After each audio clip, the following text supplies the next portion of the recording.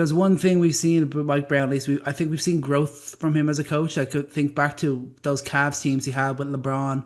I think he was often touted as a very defensive-minded coach, and then with Sacramento, he led them to be the number one offense in the NBA, one of the best offenses that we've ever seen, while still being able to be have a competent defense with the players, like you said, the players that shouldn't really have been able to do that. So I mean, like I do like what I see. Like Mike Brown is a great coach.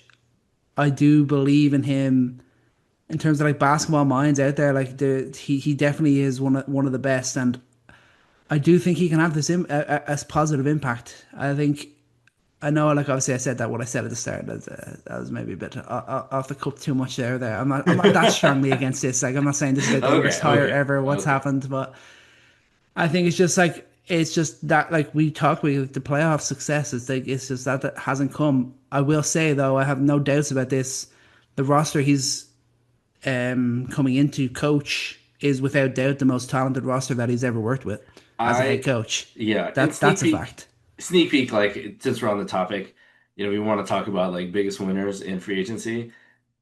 I feel like Mike Brown's got to be one of the biggest winners, man. Like he has dealt with, again, as I mentioned, like the asterisks of the seasons he's had, where it's been, terrible health for his team, the Warriors, and terrible, uh, just team defense, talent wise, for the Kings. But offensively, defensively, both sides of the ball, um, let's say even athleticism wise, like the type of players that he's coaching, like he's gonna have so many more tools to work with. And I think that's honestly why I get excited about the hiring.